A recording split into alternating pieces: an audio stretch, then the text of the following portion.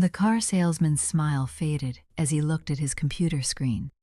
He was a middle-aged man in a too-tight suit, the kind of guy who probably practiced that salesman grin in the mirror every morning. But that grin was gone now, replaced by something that looked almost like pity. "Ma'am, I'm sorry, but your credit application has been denied." I laughed, actually laughed out loud, sitting there in that beige plastic chair in the finance office of Thompson Honda, surrounded by motivational posters about driving into your future. I laughed because there had to be a mistake. My credit score was 780. I had never missed a payment in my life. I checked my statements every month. I was the kind of person who paid off her credit card balance in full, who had a savings account with 6 months of expenses, who did everything right. "That's not possible," I said, still half smiling. "Can you check again? Maybe the system glitched." The salesman, his name tag said Kevin, shifted uncomfortably in his seat. "I ran it twice, ma'am. The score that came back was..." He glanced at the screen again, as if hoping the numbers had changed. 420. The smile died on my face. 420? That can't be right. I was at 780 6 months ago when I refinanced my student loans. Kevin turned the screen so I could see it, and there it was, in stark black text against the white background. Maya Johnson, my address, my date of birth, and a credit score of 420. My stomach dropped. That feeling you get when you miss a step on the stairs, when your body knows something is wrong before your mind catches up. I stared at that number and felt the ground shift beneath me. "We can try some subprime lenders," Kevin offered, his voice gentle now. "The rates wouldn't be great, but..." "No." I stood up too fast, my purse falling off my lap and spilling its contents across the carpet. Wallet, keys, lip gloss, a tampon that rolled under Kevin's desk. I didn't care. I scooped everything up with shaking hands and shoved it back in the bag. "I need to go. I need to figure out what happened." "Ma'am, if there's an error on your credit report, you can dispute..." "I know," I said. I was already halfway to the door. "I know. Thank you." I made it to my car before the tears started. A silver Honda Civic I'd bought 4 years ago, the car I was trying to replace with something newer, something nicer, something I'd worked hard enough to deserve. I sat in the driver's seat with my hands on the wheel. Sometime I'm not sure of, just staring at nothing, trying to make sense of what had just happened. 420. That wasn't a credit score. That was a disaster. That was financial ruin. That was everything I'd spent a decade building, crumbled to nothing. How? How was this possible? I didn't know it then, but I was about to discover something that would change my life forever. I was about to learn that the person I trusted most in the world had been systematically destroying me for months. And I was about to learn that the skills I'd thought were useless, the forensic accounting degree I'd never fully used, would be the only thing that saved me. But before I continue, I need you to do something for me. Please hit that like button and subscribe to this channel. Comment below and tell me where you're watching from. You won't believe how this story unfolds, and I need to know that people are hearing this, that others out there understand how easily this can happen to anyone. It happened to me. It could happen to you. And I need to share this story with as many people as possible so that no one else has to go through what I went through. My name is Maya Johnson. I'm 29 years old. I work as a marketing coordinator for a mid-sized tech company in Chicago. But that's not what I was trained for.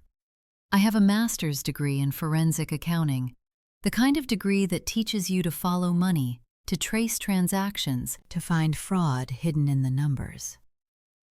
I'd gotten that degree because I was fascinated by white-collar crime, the way people could steal millions without ever holding a gun, the elaborate schemes, the paper trails, the cat-and-mouse games between investigators and fraudsters. I'd imagined myself working for the FBI someday, taking down Ponzi schemes and embezzlers. Instead, I'd graduated into a terrible job market and taken the first position I could find, marketing coordinator at TechFlow Solutions. It paid the bills, it was safe, and over time, I'd convinced myself it was enough. I'm telling you this because it matters. Because the skills I'd learned and never used, the skills I'd almost forgotten I had, would become the only thing standing between me and complete financial destruction. But I'm getting ahead of myself. Let me tell you about Brittany. Brittany Cole and I had been friends since freshman year of college.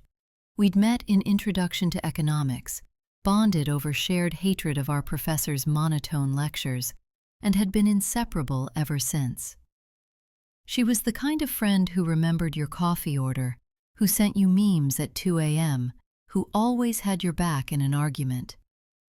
When I moved to Chicago after graduation, we'd lost touch for a few years. She went to New York. I tried to build a life in the Midwest. We texted occasionally, liked each other's Instagram posts, promised to visit, and never did. Then, 2 years ago, she reached out. She'd just gone through a bad breakup, she was looking for a fresh start, and did I know of any apartments in Chicago? She'd heard the cost of living was lower there. I did her one better. I had a 2-bedroom apartment in Lincoln Park, and my previous roommate had just moved in with her boyfriend. The timing was perfect. Brittany could move right in. I still remember the day she arrived. It was a Saturday in September, the kind of Chicago autumn day that makes you forget how brutal the winters are. I helped her carry boxes up 4 flights of stairs, her blonde hair falling out of its messy bun, both of us sweating and laughing. "I can't believe this is happening," she kept saying. "I can't believe we're going to be roommates. Like college all over again." "Better than college," I said. "We have money now. And wine." She hugged me at the top of the stairs, and I felt genuinely happy. My old friend was back. Life was good. For the first year, everything was great. Brittany was the perfect roommate. Clean, quiet, responsible with rent. She got a job at a boutique hotel downtown, working the front desk, and seemed to be settling into Chicago life. We had wine nights on our tiny balcony. We went to farmers markets on Saturday mornings. We built the kind of friendship that feels like family. The one thing I noticed, and I dismissed it because I trusted her, was that Brittany always seemed to be short on money. She complained about her salary. She borrowed small amounts between paychecks. She asked if she could Venmo me for utilities late. I never thought anything of it. Everyone has tight months. I'd had them too. Then, about 8 months ago, we needed to set up a new utility account after the building changed providers. The old company required closing the account. The new one required opening a fresh one. Brittany offered to handle it. She was home during the day more than I was, and someone needed to be there when the power company guy came to check the meters. "I'll just need your social security number," she said, standing in our kitchen with her phone in hand. "For the account, they'll have both our names on it." I didn't even hesitate. This was Brittany, my friend of 10 years, the person I'd trusted with my spare key, my Netflix password, my secrets. "Sure," I said, and I recited the 9 digits that would come to define the next year of my life. She typed them into her phone. "Got it. I'll call them tomorrow." That was it. That was the moment. 9 numbers, casually spoken, and my financial life was in her hands. I didn't know it then. I didn't know it for months, but that moment was the beginning of the end. After the car dealership, I drove home on autopilot. I don't remember the route. I don't remember parking. I just remember walking through the front door of our apartment, my apartment, though I didn't realize yet that it was about to become mine alone, and sitting down at my laptop with a single purpose. I needed to see my credit report. All of it. Every account, every inquiry, every piece of data that made up the financial identity I'd spent a decade building. I went to annualcreditreport.com, the legitimate site, not the scammy ones with the jingles, and pulled reports from all 3 bureaus. It took 45 minutes because my hands were shaking so badly I kept mistyping my information. But finally, I had the documents open on my screen. And then I saw it. 14 credit cards. 14 accounts I had never opened, never applied for, never even heard of. Capital One Venture, Chase Sapphire, American Express Blue, Discover It, Citi Double Cash, Bank of America. I read the names like a horror movie script, each one a new stab of disbelief. The combined balance was $47,892, nearly $50,000 of debt in my name that I had never incurred. I scrolled through the details, my vision blurring with tears. Opening dates, addresses, payment histories, all of it mine, except not mine at all. The cards had been opened over a 2-week window, about 6 months ago, every single one. Like someone had sat down with a plan and executed it methodically. The addresses were mostly correct, our apartment, where Brittany could intercept the mail. But some had been sent to other locations. A P.O. box I'd never heard of.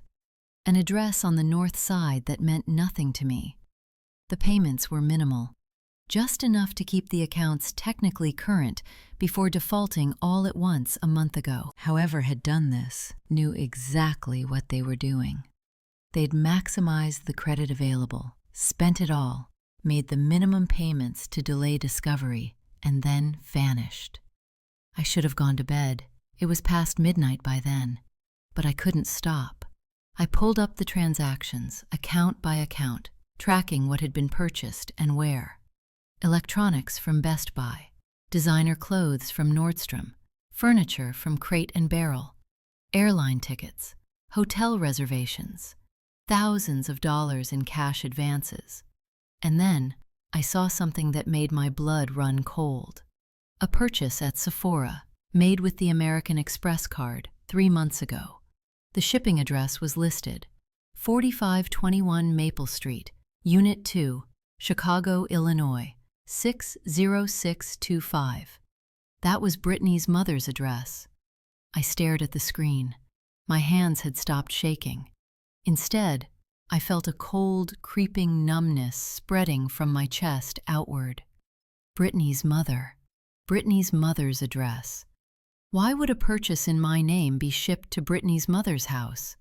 Unless Brittany had placed the order. No, I pushed back from the desk.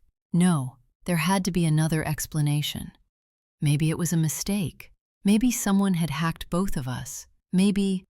But even as I made excuses, my forensic training was kicking in. I'd been taught to follow the evidence, not the emotion.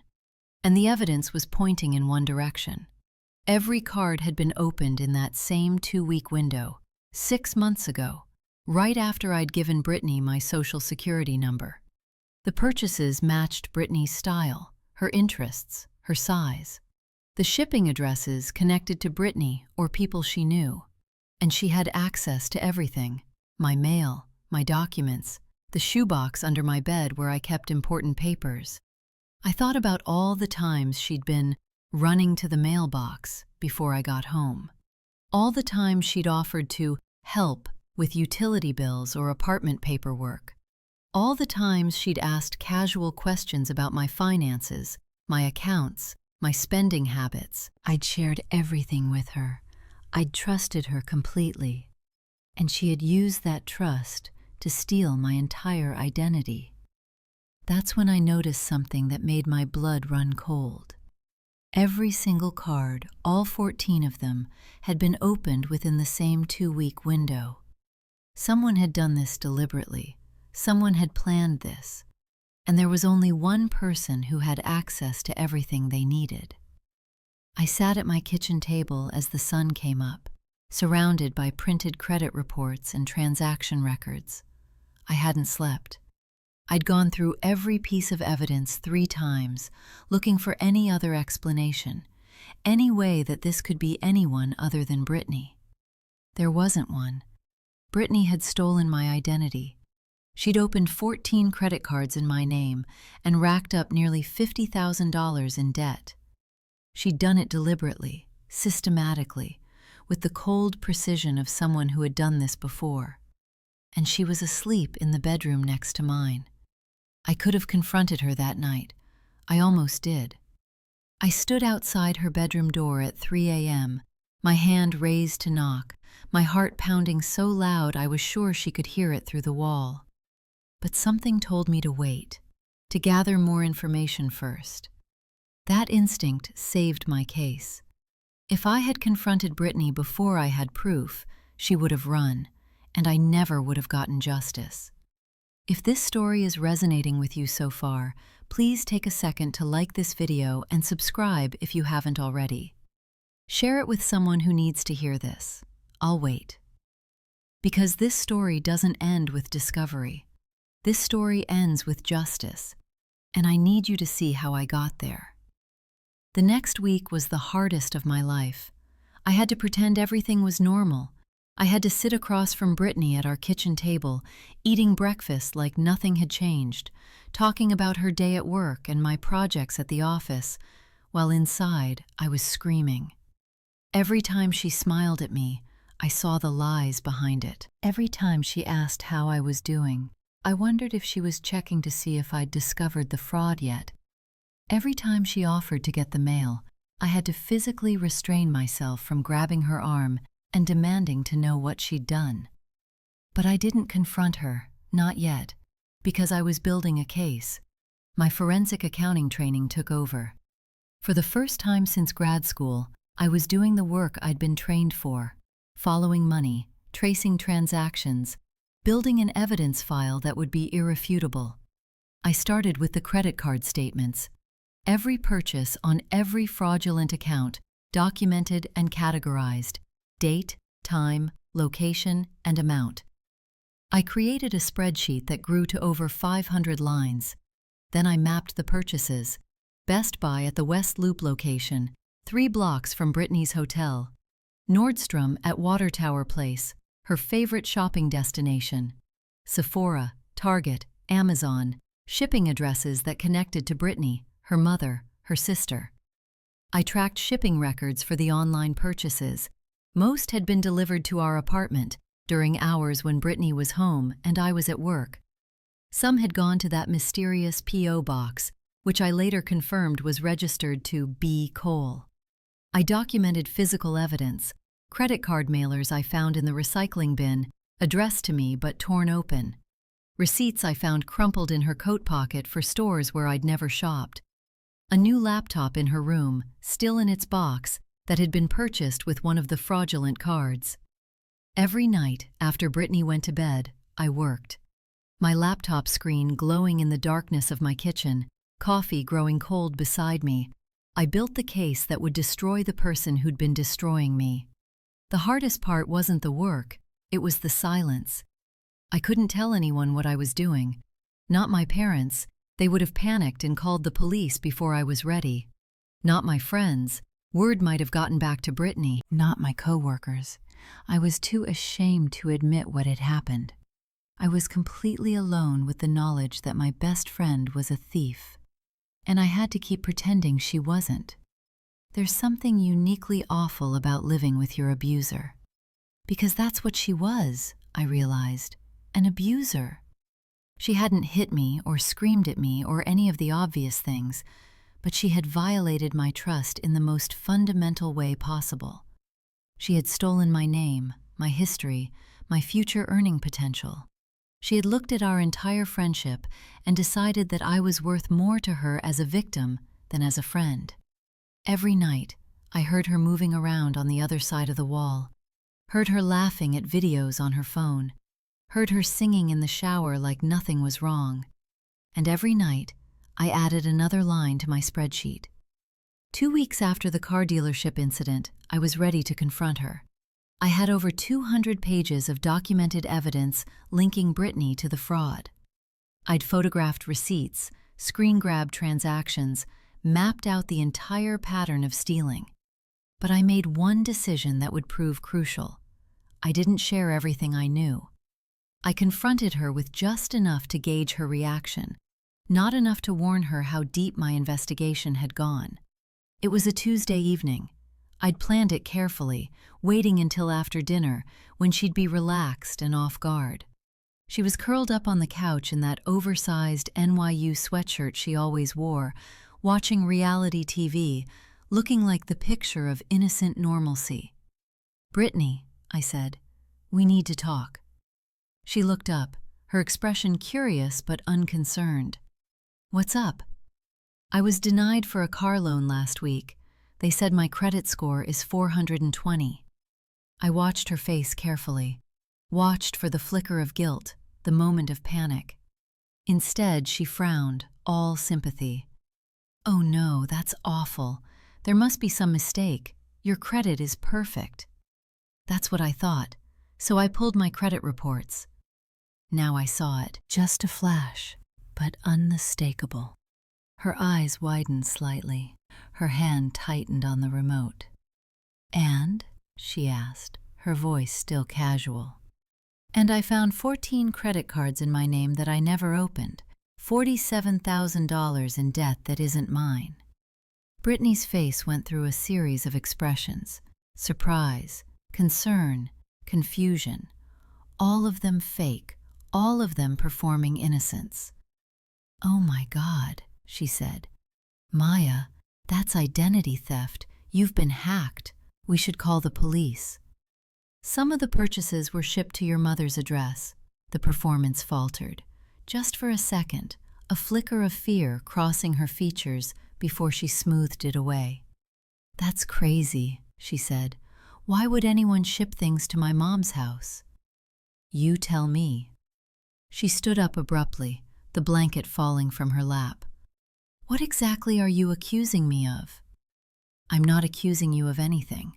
I'm asking how purchases made with cards in my name ended up at addresses connected to you." "I don't know. Maybe the thief knows where I live. Maybe they looked up our apartment and found connected addresses. There are a million explanations." "Are there?" "Yes." Her voice was rising now, shifting from defensive to aggressive. "I can't believe you'd even suggest that I had something to do with this, after everything we've been through, after I've been your friend for 10 years. You're the only person who has my social security number. For the utility bill, which you gave me, and now you're using that to accuse me of stealing your identity?" She shook her head, her expression shifting to hurt and anger. "This is insane, Maya. You're being paranoid. You're looking for someone to blame, and you're choosing me because I'm convenient." I watched her spin the narrative, watched her try to make me doubt my own evidence. She was good at it. She'd probably been doing it her whole life. "I'm not being paranoid. I'm looking at facts." "Facts?" She laughed, a cold, harsh sound. "You have no proof of anything. You have some addresses and a lot of suspicion. You'll never prove it was me. Everyone knows you're bad with money. Maybe you opened those cards yourself and forgot about them." That last line told me everything I needed to know. She wasn't denying the fraud anymore. She was deflecting, creating alternative narratives, getting ready to run. "I think you should move out," I said. The anger drained from her face, replaced by something calculating.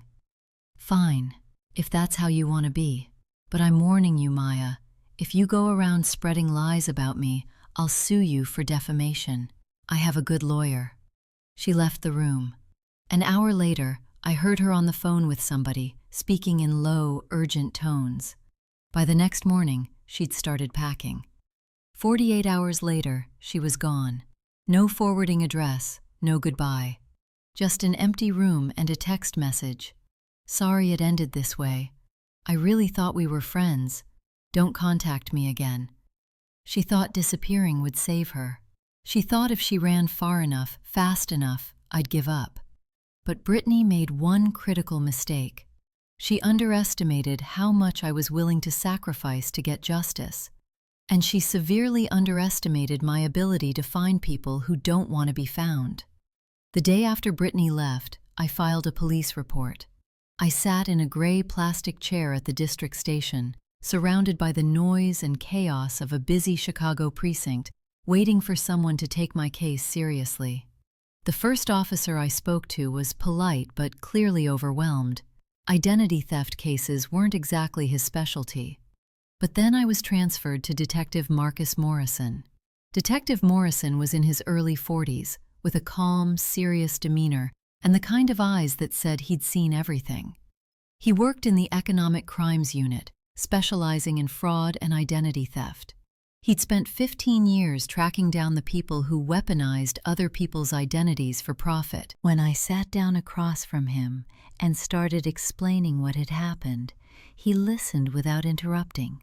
And when I pulled out the folder I'd brought, 200 pages of evidence neatly organized and tabbed, his eyebrows rose. "You did all this yourself?" he asked, flipping through the transaction records, the address mappings, the timeline I'd constructed. "I have a master's degree in forensic accounting," I said. "I've never really used it until now." Detective Morrison looked up at me with something like respect. "Mrs. Johnson, this is one of the most thorough victim files I've ever seen. Most people come in here with a credit report and a lot of frustration. You've given me an entire case." "I needed to make sure I wasn't wrong," I said. "I needed to be absolutely certain before I accused someone I considered my best friend." He nodded slowly. "Tell me about the addresses, the ones you traced." I walked him through every connection. Brittany's mother's house for the Sephora order, her sister's apartment for a package from Nordstrom, the P.O. box registered in her name that received a quarter of the purchases, the hotel where she worked, adjacent to 3 of the store locations. "She thought she was being careful," I said, "using different shipping addresses, making small purchases alongside big ones. But she wasn't careful enough. There's a pattern, and every thread leads back to her." Detective Morrison made notes. He asked questions about our living arrangement, about the utility account, about who had access to our apartment. I answered everything honestly, including the part I was most ashamed of. "I gave her my social security number," I said. "For the utility bill, I trusted her." "That's not your fault," he said firmly. "Trusting people isn't a crime. Taking advantage of that trust is." He explained what would happen next. The police would open an investigation. They would subpoena financial records, interview witnesses, try to locate Brittany at her new address. But they needed to find her first. "She moved out suddenly," I said. "She didn't leave a forwarding address. She blocked me on everything." "That's okay. We have ways of finding people." He paused. "But honestly, Mrs. Johnson, your investigation skills might be faster than ours. If you happen to locate her through legitimate means, public records, social media, mutual contacts, that information would be helpful." I smiled grimly. I was already planning on it. Domain Brittany took me 3 weeks. I started with what I knew. She'd worked at a boutique hotel downtown, but when I called pretending to be a potential employer checking references, I was told she no longer worked there. Not surprising, she'd probably quit or been fired around the time she fled. I checked social media next. She'd blocked me on Instagram, Facebook, Twitter, everything. But she hadn't blocked all of our mutual friends. I created a fake account, something I'm not proud of, but desperate times, and found her new Instagram through tagged photos from a college acquaintance. Her location wasn't listed, but she wasn't being careful anymore. She thought she'd escaped. A photo posted 2 weeks before showed her at a coffee shop, the logo visible in the reflection of the window. I reverse image searched until I found the location, Indianapolis. Another photo showed her with a man I didn't recognize. His Instagram was public, and his bio listed his location, Indy, born and raised. I spent 3 days deep diving into public records databases, the kind available to anyone who pays the subscription fee. Marriage license applications, voter registrations, property records. And there she was, Brittany Cole, registered to vote in Marion County, Indiana. New address, 3847 Meridian Street, apartment 6B. She was living with the boyfriend, starting fresh, probably already picking out her next victim. I gave the address to Detective Morrison. Within a week, the Indianapolis police had her under surveillance, coordinating with Chicago PD on the arrest warrant. I'm telling you this because if my story can help even one person check their credit report or protect their identity, it's worth reliving this nightmare. So please, subscribe and share this with everyone you know, because what happened to me can happen to anyone. And the more people who hear this story, the more people who might recognize the signs before it's too late. The next 2 months were a blur of bureaucracy, working with Detective Morrison and a lawyer I'd hired who specialized in identity theft. I began the painstaking process of disputing the fraudulent accounts. Every single card had to be reported separately. Every charge had to be challenged. Every credit bureau had to be contacted, provided with evidence, and convinced that I was the victim. Do you know how exhausting it is to prove you didn't spend your own money? To provide alibis for purchases you never made? To explain over and over again to robot customer service voices and skeptical fraud departments that someone stole your name? I spent hours on hold. I sent certified letters that cost money I didn't have. I faxed documents. Yes, faxed, because apparently it's still 1995 in the credit card industry, to departments that never confirmed receipt. Some companies were helpful. Capital One had a dedicated fraud department that actually listened, actually investigated, actually believed me. They removed the account from my credit report within 6 weeks. Others were nightmares. Chase fought me for 4 months, demanding proof I didn't have access to, transferring me between departments like a hot potato, until I finally threatened legal action, and suddenly they found the ability to help. The emotional toll was brutal. I wasn't sleeping. I was barely eating. I'd go to work and stare at my screen for hours, unable to focus, my mind constantly churning through the injustice of it all. My performance suffered. My relationships suffered. I stopped going out, stopped seeing friends, stopped doing anything except working on the case against Brittany. I developed anxiety that manifested physically. Racing heart, shortness of breath, random panic attacks in the grocery store triggered by nothing I could identify. I started therapy, which helped some, but the truth was that I wouldn't really heal until this was over. And Brittany was still out there, living her life in Indianapolis, probably sleeping fine at night. That thought, her sleeping while I lay awake, made me angrier than almost anything else. The arrest happened on a Tuesday morning in April. I wasn't there. Detective Morrison had explained that it was better that way, cleaner, simpler, less emotional. But he called me the moment it was done. "We have her in custody," he said. "Indianapolis PD picked her up at her apartment an hour ago. She's being transported back to Chicago for arraignment." I was at my desk at work, surrounded by coworkers who had no idea what I was going through. I put the phone down and walked calmly to the bathroom. Then I locked myself in a stall and sobbed. Relief, grief, vindication, emptiness. It all hit at once, waves of emotion crashing over each other until I couldn't tell what I was feeling anymore. She was caught. Finally, after months of investigation and bureaucracy and sleepless nights, she was caught. But it wasn't over. The trial still lay ahead, and Brittany had one more card to play. When the police interviewed her, she denied everything. Expected. But then she went further. She accused me of being the thief. She claimed I had stolen from her, that I was framing her, that I was the one who should be arrested. It was absurd. There was no evidence to support it, and mountains of evidence against her. But she tried anyway, spinning an elaborate story about how I'd always been jealous of her, how I'd sabotaged her relationships, how I'd stolen her identity first, and was now trying to cover it up by blaming her. The detectives didn't buy it. Neither did the prosecutor. But for a brief, terrifying moment, I worried that someone might. That's the thing about skilled manipulators. They make you doubt everything, including yourself. Even with 200 pages of evidence proving what she'd done, I still had moments of wondering, what if I'm wrong? What if there's some explanation I'm missing?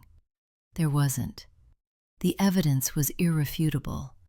And when the trial finally came, 6 months later, the truth was laid bare for everyone to see. The trial lasted 4 days. I testified on the second day.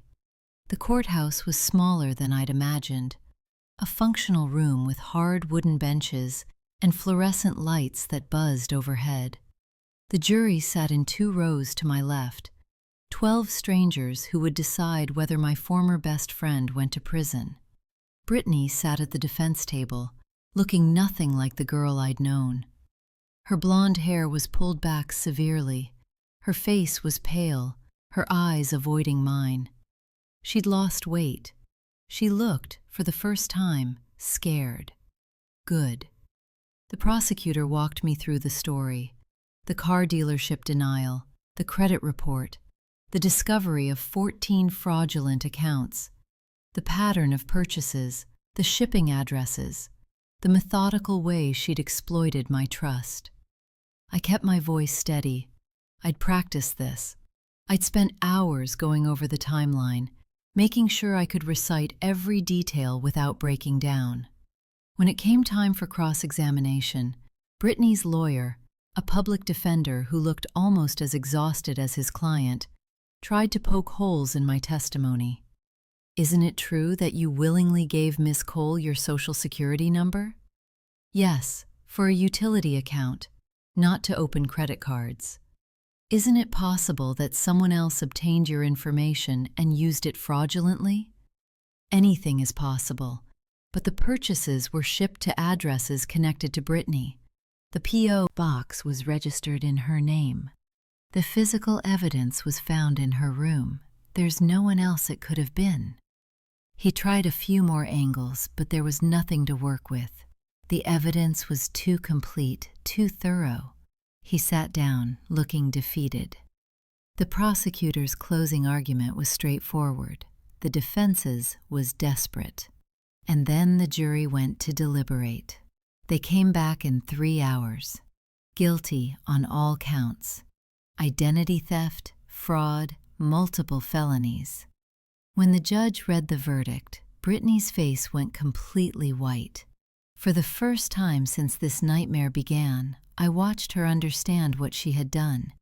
Not just to my credit score or my finances, but to my life, my trust, my sense of safety. And now she would have years in prison to think about it. If this story is making you think about your own financial security, please take a moment to like and subscribe. I'll keep going. The sentencing hearing was a month later. The prosecutor argued for the maximum. Brittany was a repeat offender, it turned out. This wasn't her first identity theft.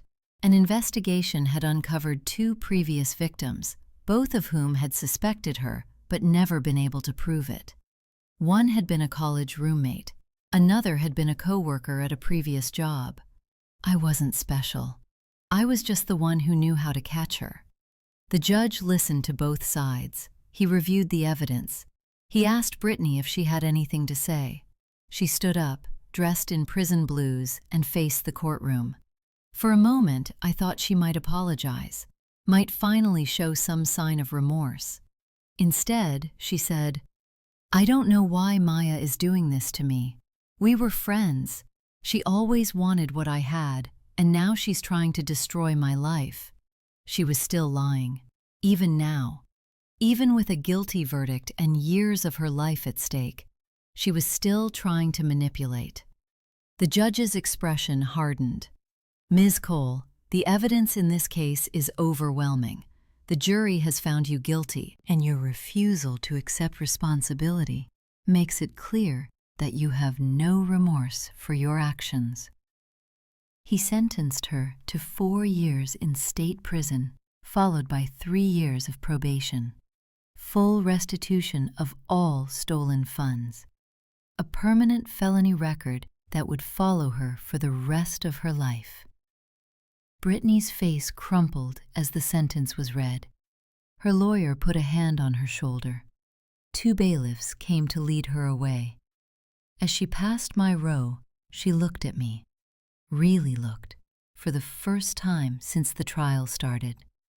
"I hope you're happy," she said. I met her eyes steadily. "I'm not happy. I'm just done." She was led away in handcuffs, and I sat in that courtroom feeling a strange, hollow victory. The battle was over, but the war had cost me more than I'd ever imagined. The next year was about rebuilding. My credit score crept up slowly, painfully. The fraudulent accounts were removed one by one as the credit bureaus finally processed the evidence and the convictions. 420 became 480. 480 became 520. By the 1-year anniversary of the verdict, I was back at 650, not 780, not what I'd worked a decade to build, but climbing. I moved to a new apartment, a studio this time, just for me, no roommates. I wasn't ready to trust anyone with my space again. Maybe I never would be. I started therapy in earnest, working through the trauma, the betrayal, the way it had made me doubt my own judgment about people. My therapist helped me understand that what happened wasn't my fault, that trusting a friend wasn't a weakness, that Brittany's choices were her own. I still had bad days, days when I'd check my credit report obsessively, convinced someone else was stealing from me. Days when I'd flinch if a stranger stood too close. Days when the anger would rise up, fresh and hot, and I'd want to scream at the unfairness of it all.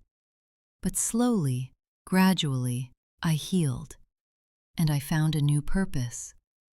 I started speaking publicly about identity theft, first at a local community center, then at a college campus, then at a financial literacy conference. I told my story, the mistakes I made, the signs I missed, the skills that helped me catch Brittany. And I watched people's faces change as they realized how vulnerable they were. I partnered with credit monitoring services to create educational content. I consulted with local police departments on identity theft cases. I turned the worst thing that ever happened to me into something that could help other people. It didn't erase what I'd been through. Nothing could do that. But it gave meaning to the pain. Let me share with you what I learned. The lessons I paid for in sleepless nights and anxiety attacks, and a year of my life I'll never get back. First, never share your social security number with anyone unless absolutely necessary. Not friends, not family, not anyone. If someone needs to set up a utility account, they can use their own information. Your SSN is not a casual piece of data.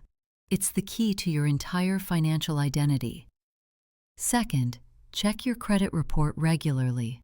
I mean it, at least quarterly. You can get free reports from annualcreditreport.com, one from each bureau per year. Stagger them. check Equifax in January, TransUnion in May, Experian in September. If someone opens an account in your name, you'll catch it within weeks instead of months. Third, use credit monitoring services. Yes, some of them cost money, but the free ones are pretty good too. Capital One, Credit Karma, Discover.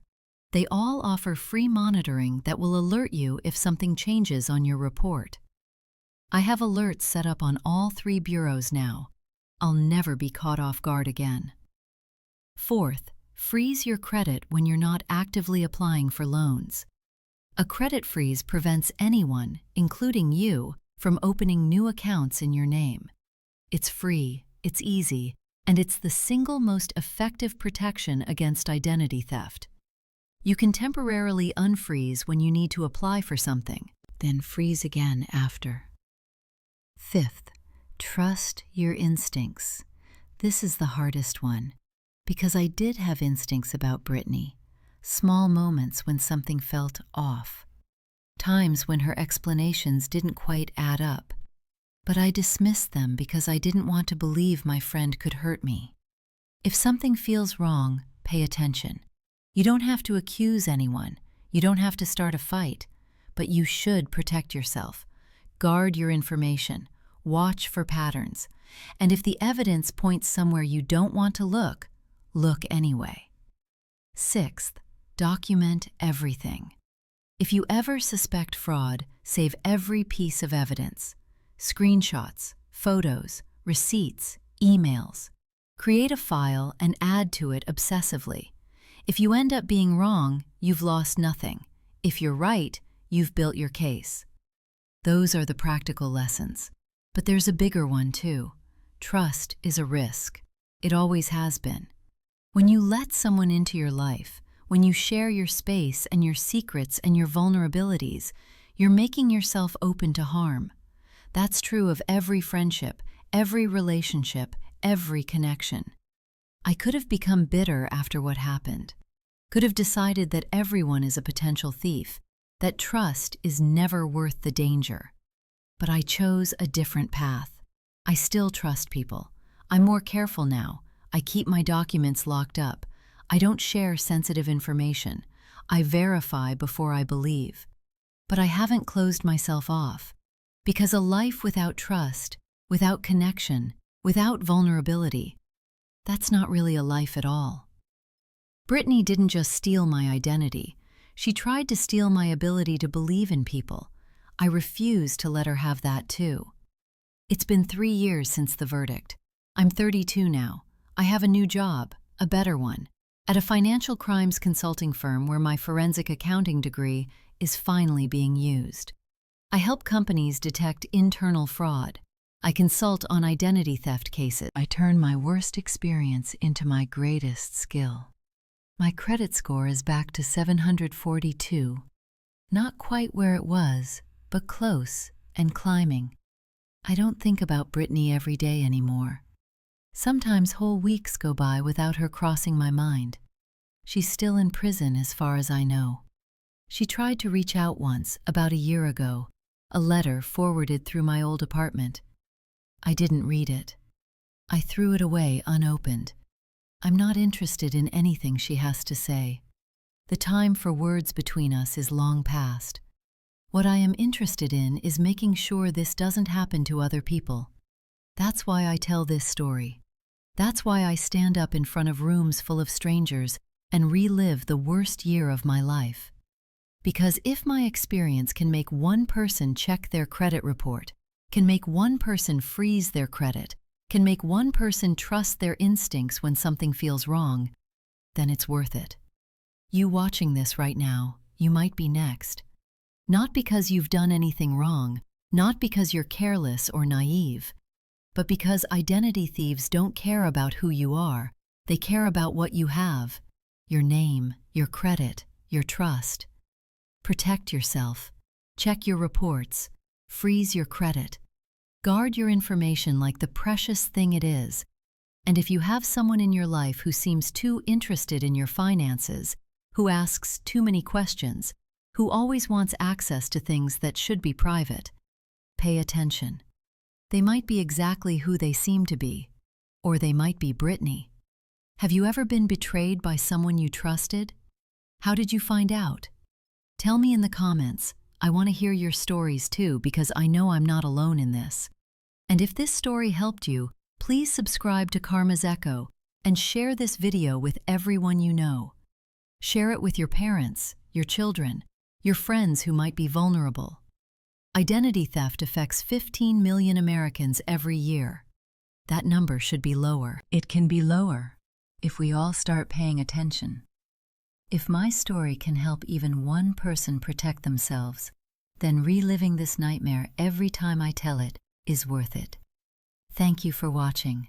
Stay safe, and remember, karma always finds a way.